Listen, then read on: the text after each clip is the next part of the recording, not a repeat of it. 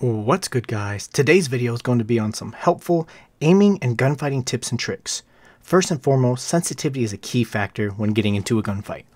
You want your sensitivity to be just how you like it, so make sure you check out the video in the description or check out the icon up above to get some quality info on the meanings of each sensitivity settings to adjust yours exactly how you want.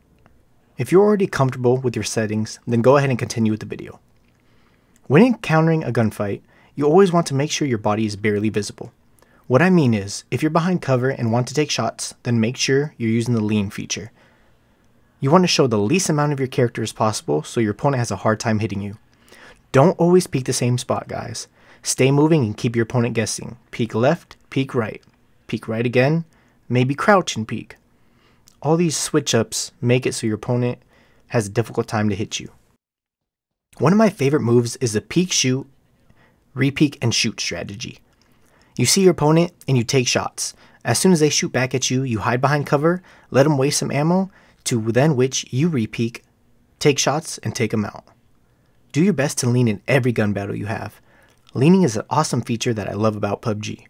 Lean from behind cover, and lean when you're in the open shooting at somebody. Another nice tip is when you're running in one direction and you see an opponent, try to stop, lean the opposite way you're running, and take shots at your opponent. This will throw them off guard because they'll want to lead their target, so they'll start shooting in front of you, and that way you could have some time to aim at them, take shots before they could readjust their shot and take you out. Having that little movement can help you become an even better player.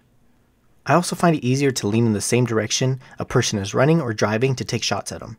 This helps me lead my target to easier take them down.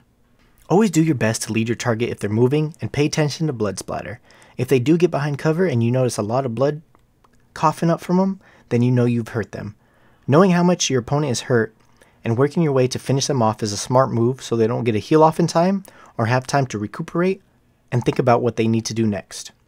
Make sure you utilize those frag grenades and Molotovs as well. A lot of people don't utilize these enough, and they're a huge part of winning a battle or losing one. Just popping a frag grenade or a molly behind cover that your opponent has hid behind can cause them to either run and panic, or you could take them out with the explosion or the fire. If you don't have any of these throwables to utilize, and you decide to push up on your opponent, make sure you're pushing with cover to maneuver behind, just in case your opponent decides to pick you off as you're pushing up on them. You want to make sure you could hide behind cover real quick and continue the battle. Another big thing to do is to peek around your cover area to see where your opponent is going. This is much needed in first person. This way you could always have eyes on your opponent to see what they're up to. Crouching is a huge help with controlling recoil and can make it easier for you to take an opponent out. I recommend to crouch before shooting at a distant target or if an opponent isn't aiming your way. It will help stabilize your aim and help you control recoil like a pro. If a distant target is too far for full auto, then make sure you use that single fire option to take shots at them. The last and very important tip I have is to make sure you know when to back away from a battle. If your shot is off and you're missing pretty bad, then back out, calm yourself, and then get back into gear to take your opponent out.